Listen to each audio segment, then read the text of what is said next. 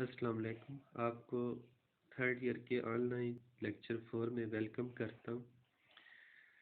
आज हमारा जो टॉपिक है वो kinetic calculation of the pressure है। कल हमने kinetic theory of an ideal gas के पोस्टुलेट पढ़े थे, इजम्पशन जिन्हें हमने कहा था, जो 6 इजम्पशन थी वो हमने पढ़ी थी। तो आज नेक्स्ट जो हमारा टॉपिक है वो है kinetic calculation of the pressure. तो बेसिकली उन्हीं इजम्पशन से आगे हम चलते हैं और इस्तेमाल करते हुए kinetic calculation of the pressure को कैलकुलेट करते हैं। उसके लिए हम consider an ideal gas close in a cubical box of length L and having walls perfectly elastic as shown in figure। यानी हम एक क्यूबिकल बॉक्स ले लेते हैं। क्यूबिकल बॉक्स का मतलब है कि ऐसा बॉक्स जिसकी लेंथ, विड्थ और हाइट सेम होगी, यानी लेंथ L है, विड्थ L है और हाइट भी आपके पास L है। तो ये हमारे पास एक क्यूबिकल बॉक्स है और इसके अंदर एक आइडियल गैस क्लोज्ड है। आइडियल गैस यानी वो गैस जो पिछले टॉपिक में हमने 6 एजम्पशन पढ़ी थी वो उनको होल्ड करती है। तो वो गैस इसके अंदर मौजूद है और इसकी जो वॉल्स हैं वो परफेक्टली इलास्टिक है। आपको फिगर में नज़र आ रहा है कि हमने इसमें two faces ले लिए हैं। We have taken two faces of cube A1 and A2 normal to the x-axis and having area L square। यानी यहाँ पे आप देख सकते हैं फिगर के में हमने 3 dimension x axis, y axis और z एक्सिस ले ली है और क्यूब को इन्हीं एक्सिस के ऊपर ड्रा की है। तो यहाँ पे हमने दो फेसेस ले लिए हैं, A1 और A2। ये दोनों फेसेस नॉर्मल है x एक्सिस के ऊपर और इनका एरिया एल स्क्वायर यानी सरफेस एरिया एल स्क्वायर हो जाएगा लेंथ इनटू विड्थ। हम इसमें कंसिडर करते हैं, consider a molecule of mass m moving with velocity v which resolve into components vx, vy and vz। यानी हमने एक मॉलिक्यूल ले ली है जिसकी वेलोसिटी v है। तो जाहिर बात है यहाँ पे 3 डायमेंशन है तो वेलोसिटी के भी 3 कंपोनेंट्स होंगे, Vx होगा, Vy होगा और Vz होगा। तो मॉलिक्यूल मूव करता है from face A to A1 और कोलाइड करता है विद फेस A1 और फिर वापस बाउंस बैक हो जाता है इन रिवर्स डायरेक्शन टू A2। तो हमने मॉलिक्यूल ले लिया है जो एक्स एक्सिस के अलोंग मूव कर रहा है, यानी फेस A2 से A1 की तरफ आ रहा है और फिर A1 से टकराने के बाद वापस A2 की तरफ चला जाता है। तो इसमें x component of velocity reverse vx to minus vx। पहले जब मॉलिक्यूल फ्रॉम फेस A2 से A1 की तरफ आता है तो उसकी वेलोसिटी प्लस vx होती है, लेकिन जब वो बाउंस बैक होता है A1 से वापस A2 की तरफ तो उसकी वेलोसिटी माइनस vx हो जाती है, क्योंकि डायरेक्शन उसकी रिवर्स हो जाती है, ऑपोजिट हो जाती है, तो इस वजह से नेगेटिव साइन आ रहा है।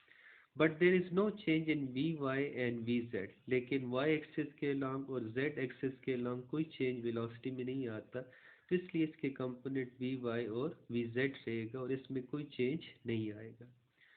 तो इसका ये मतलब हुआ कि therefore the change in momentum of molecule occur along x direction is given by. तो चेंज इन मोमेंटम भी फिर सिर्फ x डायरेक्शन के लॉन्ग होगा, क्योंकि मोमेंटम इक्वल होता है मैस इनटू वेलोसिटी। मैस तो मॉलिक्यूल की कांस्टेंट रहेगी, तो वेलोसिटी में चेंज सिर्फ x डायरेक्शन के लॉन्ग आ रहा है, जबकि y और z के लॉन्ग नहीं है। तो चेंज इन मोमेंटम भी सिर्फ x डायरेक्शन के अलॉन्ग होगा। तो चेंज इन मोमेंटम आपको पता है किसकी इक्वल होता है, final momentum minus initial momentum. तो final momentum minus M V X होगा, क्योंकि वेलोसिटी माइनस वी एक्स थी, क्योंकि वेलोसिटी रिवर्स हो जाती थी। तो मोमेंटम होता है मैस इनटू वेलोसिटी, तो इसका मोमेंटम हो जाएगा माइनस एम वी एक्स और फिर माइनस साइन आ गया और इनिशियल मोमेंटम क्या है, एम वी एक्स है। तो हमारे पास जो टोटल चेंज इन मोमेंटम आ जाएगा वो minus two M V X आ जाएगा। The total momentum is conserve in collision, क्योंकि हमने कल पढ़ा था काइनेटिक थ्योरी में कि जो कोलिजन होगी वो इलास्टिक कोलिजन होगी। तो इलास्टिक कोलिजन में जो आपके पास मोमेंटम होता है और काइनेटिक एनर्जी होती है वो कंजर्व रहती है। तो यहाँ पे भी काइनेटिक एनर्जी और मोमेंटम कंजर्व रहेगा। तो जो इसका the momentum imported to A1 is 2 mvx। तो मैग्नीट्यूड फॉर्म में हम इसको 2 mvx लिख लेंगे, यानी जो मॉलिक्यूल फेस A2 से A1 की तरफ आया है और कोलाइड किया है तो उसने कितना मोमेंटम यहाँ पे डिलीवर किया है, उसने जो मोमेंटम डिलीवर किया है वो 2 mvx है टकराने पे। अच्छा, ये तो हमारे पास आ गया, चेंज इन मोमेंटम आ गया। अब हम आते हैं टाइम की तरफ। क्योंकि molecule reach from A to A1 without collision with any other molecule, यानी जब मॉलिक्यूल मूव कर रहा है फेस A2 से A1 की तरफ बगैर किसी और मॉलिक्यूल के साथ टकराए, तो time taken by the molecule is L/Vx। तो यहाँ पे जो हमने फार्मूला इस्तेमाल किया है वो S=VT है और टाइम क्या आ जाएगा S/V। तो S डिस्टेंस है फ्रॉम फेस A2 से A1 की तरफ, वो L है, लेंथ आ जाएगी। और वेलोसिटी उसकी क्या है, Vx है, तो डिवाइडेड बाय Vx आ जाएगा। तो total time taken by the molecule for complete round trip, ये तो टाइम था L/Vx एक फेज से, यानी फेज A2 से फेज A1 तक। लेकिन टोटल जो राउंड ट्रिप है वो A2 से A1 और फिर A1 से वापस A2। तो जो टोटल टाइम टेकन बनेगा वो L/Vx प्लस L/Vx हो जाएगा। तो यानी टोटल टाइम राउंड ट्रिप का जो बन जाएगा वो 2L/Vx हो जाएगा। इसे हमने इक्वेशन 1 असाइन कर दी है। अब हम निकालना चाहते हैं कि the average impulsive force exerted by the molecule on the face A1, यानी जो फेस A1 के ऊपर जब मॉलिक्यूल कोलाइड करता है तो कितनी फोर्स एक्सर्ट होती है। तो हमने न्यूटन सेकंड लॉ पढ़ा हुआ है कि force is equal to the rate of change of momentum with respect to time. तो देखें आपको स्लाइड में नज़र आ रहा है, force is equal change in momentum divided by total time interval. तो हम चेंज इन मोमेंटम की वैल्यू भी पुट कर देते हैं 2mvx, और जो टाइम कंप्लीट राउंड ट्रिप का है वो भी इसमें हम पुट कर देते हैं, जो कि क्या आ जाएगा 2L/Vx। तो हमने दोनों वैल्यूज पुट कर दी हैं, चेंज इन मोमेंटम की भी और कंप्लीट राउंड ट्रिप का जो टाइम है वो भी इसके अंदर हमने पुट कर दी है। तो इसको सॉल्व करेंगे तो हमारे पास फोर्स आ जाएगी mvx²/L। तो ये वो फोर्स है जो वो वन मॉलिक्यूल एक्सर्ट कर रहा है फेस A1 के ऊपर जब वो उसके साथ कोलाइड करता है। अब क्योंकि इस कंटेनर में या इस जो हमने क्यूब लिया हुआ है बॉक्स, इसमें एक मॉलिक्यूल तो नहीं है, बहुत सारे मॉलिक्यूल्स हैं। फॉर एग्जांपल हम सपोज कर रहे हैं कि इसके अंदर n नंबर ऑफ मॉलिक्यूल्स हैं, n कोई भी वैल्यू हो सकती है, 100 भी हो सकती है, 1000 भी हो सकती है। तो इसमें हमने n नंबर ऑफ मॉलिक्यूल लिया हुआ है, तो टोटल फोर्स जो हम निकालेंगे वो फिर n नंबर ऑफ मॉलिक्यूल्स की फोर्स आ जाएगी। तो देखें टोटल फोर्स जो x एक्सिस के अलॉन्ग, ठीक है, उस फेस के ऊपर लगेगी, वो आपके पास आ जाएगी Fx is equal mv1x² divided by L plus mv2x² by L plus mv3x² by L plus mvn²x by L। तो ये टोटल फोर्स आ जाएगी जो कि n मॉलिक्यूल्स की तरफ से एक्सर्ट की जाएगी।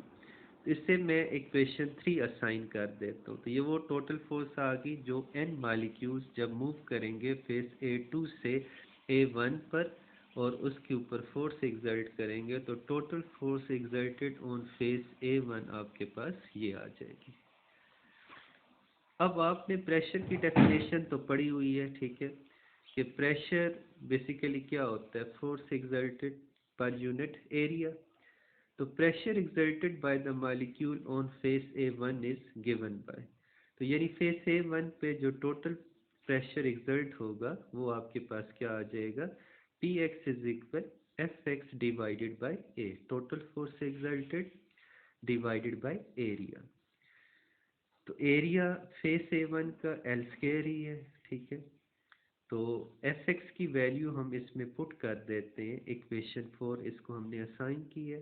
तो देखें P x is equal 1/L² और एफ एक्स की वैल्यू आपके पास क्या आ जाएगी, mv1x² divided by L plus mv2x² divided by L plus mv3x² divided by L plus mvnx² divided by L. तो ये हमने टोटल फोर्स की वैल्यू इसमें पुट कर दी।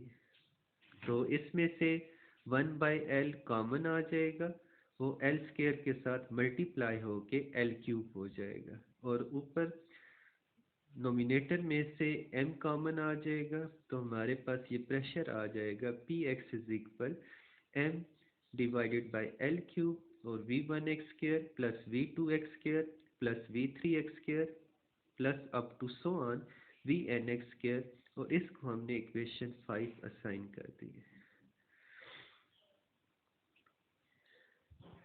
नेक्स्ट हम चलते हैं फ्रॉम डेफिनेशन ऑफ डेंसिटी। डेंसिटी की डेफिनेशन तो आपने पढ़ी हुई है, density is equal mass per unit volume. अब इसमें मैस क्या आएगा, जो total number of molecules cube के अंदर मौजूद हैं उसका मैस।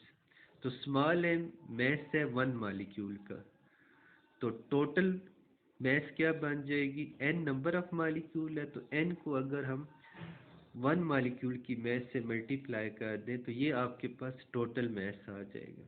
और वॉल्यूम क्या होगा, आपको पता है वॉल्यूम क्यूब का L³ आ जाएगा। अब यहाँ से हम क्या करते हैं कि डेंसिटी और जो नंबर ऑफ मॉलिक्यूल n है उसे डेंसिटी से डिवाइड कर देते हैं, तो हमारे पास इक्वेशन क्या आ जाती है, m/L³। अब देखिए पिछली इक्वेशन में m/L³ आ रहा था, तो इक्वेशन 5 में हम वैल्यू पुट कर देते हैं m/L³ की जगह density divided by number of molecule. तो इक्वेशन 5 ये जो थी आपके पास लास्ट, ये इक्वेशन आपके पास इस फॉर्म में आ जाएगी, Px is equal density divided by number of molecule और फिर आगे वही वेलोसिटी के स्क्वायर का सम आ जाएगा। तो इक्वेशन 5 आपके पास इस फॉर्म में आ जाएगी वैल्यू पुट करने के बाद।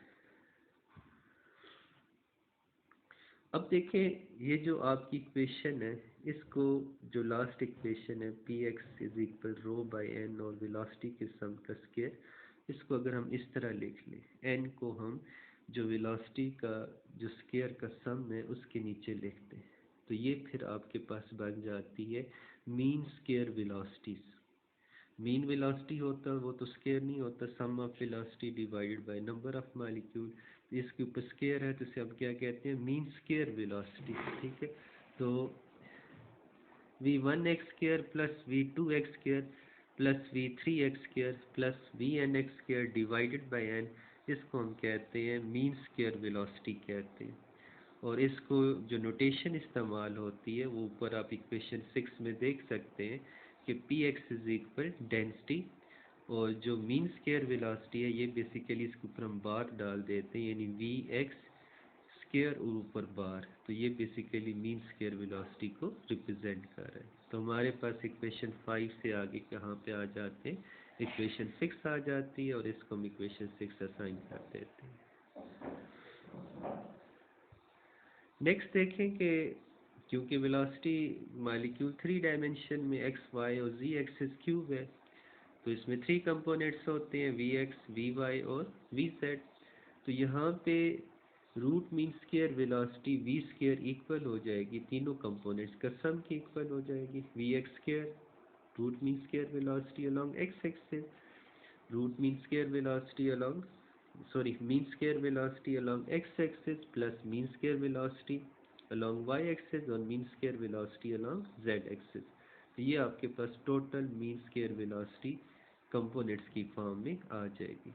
लेकिन ये हमने पढ़ा हुआ है कि जो रैंडम मोशन होती है उसमें average value V X square, V Y square और वी जेड स्क्र इक्वल होती है। तो इसलिए जो तीनों कंपोनेंट्स हैं ये आपस में इक्वल होंगे, तो वी वाई और वी जेड की जगह भी मैं वी एक्स और वी एक्स लिख सकता हूँ। तो देखिए मेरे पास क्या आ जाएगा, ये जो आपकी मीन स्क्वायर वेलोसिटी है ये इक्वल आ जाएगी 3 वी एक्स स्क्वायर की इक्वल आ जाएगी। और यहाँ से फिर मैं वी एक्स स्क्वायर यानी mean square velocity along X axis equal आ जाएगी 1/3 मीन स्क्वायर वेलोसिटी ओवरऑल की। अब वी एक्स स्क्वायर की ये वैल्यू मैं इक्वेशन 6 के अंदर पुट कर दूंगा, ये जो आपको स्क्रीन पे नज़र आ रही है। तो वी एक्स स्क्वायर की जगह आपके पास क्या आ जाएगा, प्रेशर इज इक्वल डेंसिटी, और वी एक्स स्क्वायर की जगह ये आपके पास आ जाएगा 1/3, ठीक है, और मीन स्क्वायर वेलोसिटी आ जाएगा। तो ये आपका प्रेशर हमने कैलकुलेट